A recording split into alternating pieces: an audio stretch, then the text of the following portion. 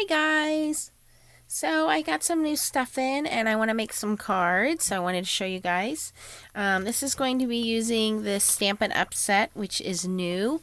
It's called Dandelion Wishes, and here you can see it's on page 118 of the new catalog. And they have a page here where they did a scrapbook layout and put it in the background, and a card here where they did multiple stamping and then just covered it up. So we're going to make this card today. Actually, we're going to make a couple cards. So to start out, I have my card bases already made up from the thick paper. So I have those made up. And then I have Night of Navy paper cut down to 5 1/4 by 4. So this will be our border layer.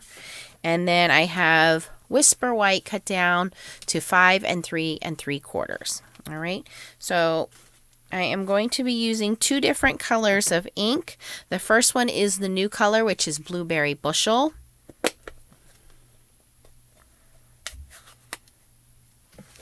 And then the second one is Night of Navy. And you can see the difference there in the two ink pads. They are exactly the same size when it comes to the sponge pad. However, the new ink cases are thinner in size. I'm not going to lie, mine is a little tight because it's new and I haven't used it that often. And that's how they open. You just kind of flip and slide. So that's the new one. And then it does come with two labels, so you can put one on the inside so you know what color you're working with. The old ones are slide and then flip. So flip, and then slide that way. So my old one obviously is a little more broken in. But I think storage-wise, the new ones are a little bit thinner. But the same kind of spongy, foamy ink pad, which I like. And I got to tell you guys, I very rarely have to re-ink these pads. I don't know why, but they hold on to ink very well. And I very rarely have to re-ink them. So I just always like the spongy pads. I think they're easy to use. Okay, so speaking of sponges, what we're going to do is we are going to start with a little sponge. And if you don't have a little sponge, this is just a bullnose clip holding that. You can also use, this is from Recollections, a large dauber. Or if you have the Tim Holtz blending tools, you can do that as well. I'm just using the sponge here because it does give us some fun texture on the card. And I'm going to start out with the lighter color, which is the Blueberry Bushel. And just going to tap that on, and you can start on the card or off the card. It doesn't matter. I'm going to start off and just go on, and I'm going to do it in these random circular motions. I don't want this to be necessarily a smooth blend, because what I kind of want it to look like is the little dandelion seeds are kind of blowing in the wind. So I want that circular motion throughout my card, which is why I chose to use the sponge, because it gives us some of that texture on the background. Now, if you want it perfectly smooth, that's up to you. You can, make your card any way you want. And I do like this paper because it does absorb the ink very quickly. It doesn't sit on top. So it just does a really nice job with that. Now, once I have it all coated the way that I want in this lighter blue color, then I'm going to switch over to the darker blue color, and I'm just basically going to do the edges. So I'm going to go into that Night of Navy and just pull in from the outside just to frame it off on the edges.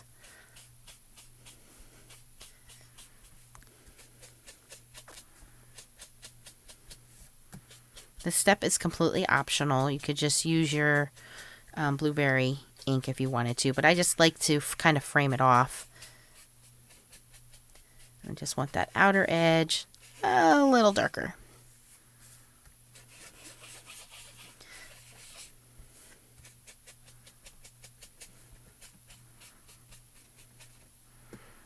All right, so that's all we're going to do for the inking part.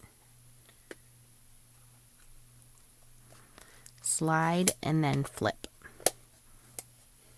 And you can see I've got inky fingers, which is fine.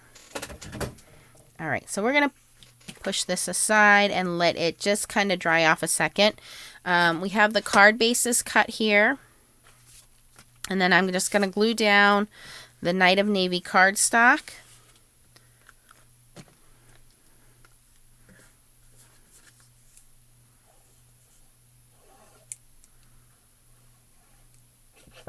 And I will link all of these products below.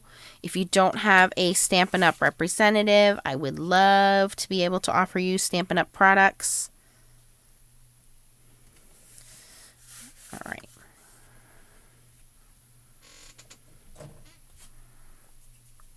And I have ink everywhere. Well, I guess that's the fun in it. All right, so we're going to be doing some heat embossing, so we want to make sure that I get all that glue cleaned up off of there. You want to glue this panel down. Now, if you're not comfortable doing that and you want to heat emboss it first, that's fine. But by gluing it down, it's going to help us from not having any warping issues. The paper won't warp as much because we just put a lot of ink on this.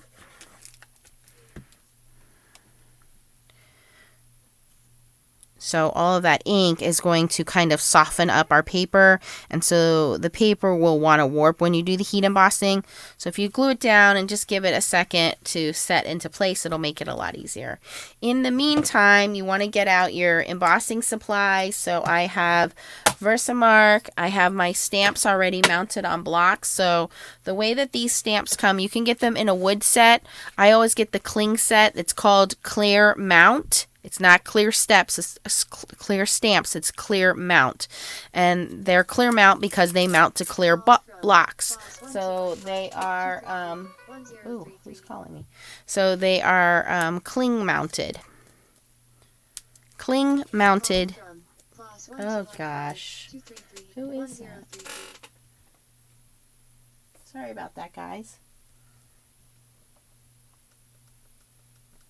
All right, so then I just take my paper off of there, mount my stamps into my case, and then I usually take my stickers and slide them in the back there. Okay, so that's how I do mine, or I slide them into a plastic sleeve. So the stamps that I have out are this large stamp, these little wispy ones, and then also the sentiment that says sending well wishes your way, which is what I did on this card. So I stamped the larger one, I stamped the little wispy ones, and then I stamped the sentiment. I have one thing different I'm going to do on this stamp, which is on this one, which is the sentiment. So the first thing we want to do is use our heat embossing powder tool. And we want to do that across the whole front of the card. Now, if you have the embossing buddy bag, that'll work. If you have a little cornstarch and an old pantyhose, that'll work. I'll link the embossing buddy bag from Stampin' Up! If you don't have one of these. But you want to make sure your ink is completely dry before we move on to the next step. All right, so then we're going to stamp up our images. And I'm going to use that large one, the large Dandelion. No, I think everybody remembers as a kid to taking these and blowing them and, you know, making a wish. And then as you get older, you realize you're spreading weeds throughout your yard. So you're like telling your kids, don't do that. All right. And then I'm going to take the little wispy one. And what's nice about this one is you can put it in any direction. So you can make the little seeds go right or left. It doesn't matter. But in this case, I'm just going to kind of carry them off of that one there. And then for the sentiment, I'm going to do something a little different here. For the faint of heart, I am going to do some stamp surgery. I have two stamp sets here. I have this one from Rose Wander, and this is a clear photopolymer stamp set, and it says Wedding Wishes. So I'm going to actually cut the wedding part off very carefully. I just want the part that says Wishes.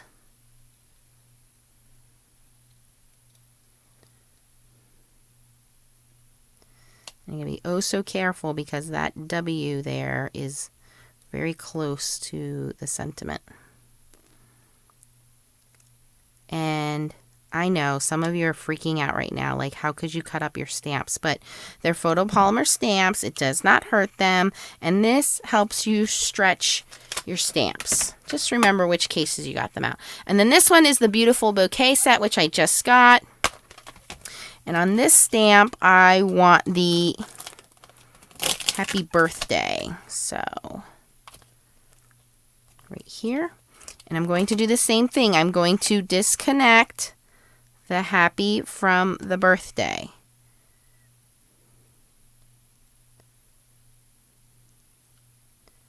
Very, very carefully.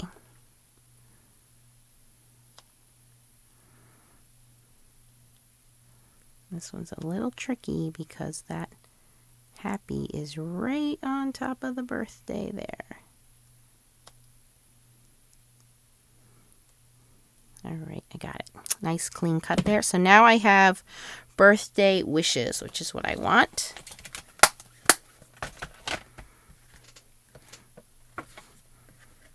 Now I know that Versamark ink's been on there a while, but the good news is it stays sticky. We are going to use white heat embossing powder. This is Ranger's Ultra Fine.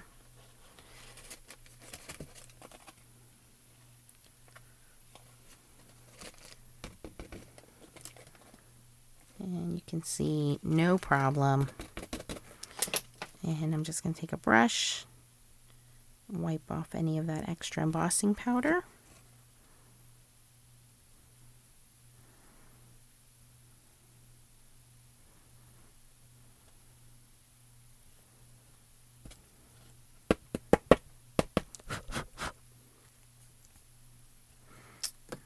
Okay, and we're going to heat that up.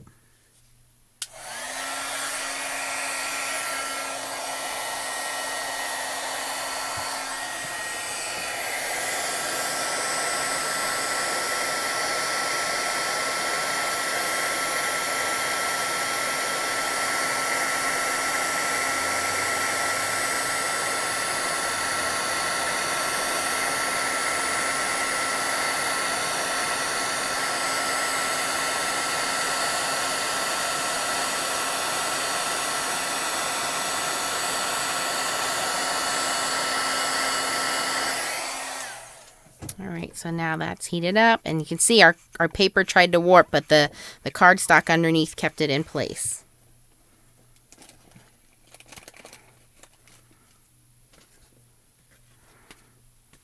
Where did I put the 2 stamps I cut?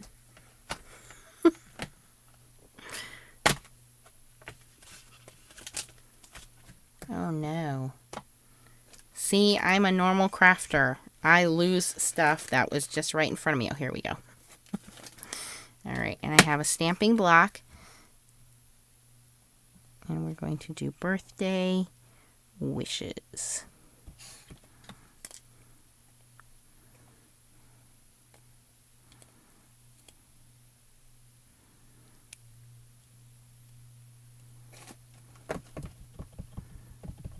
And do a little bit more of the heat tool down here, or the powder embossing tool down here, just to make sure that that's all dry.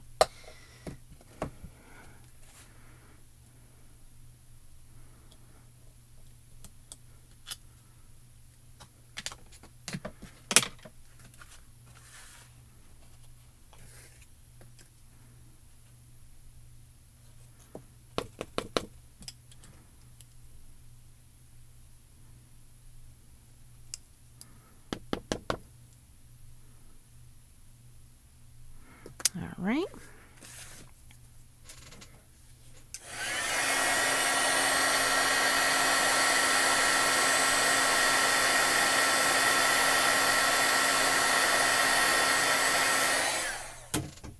So there we go.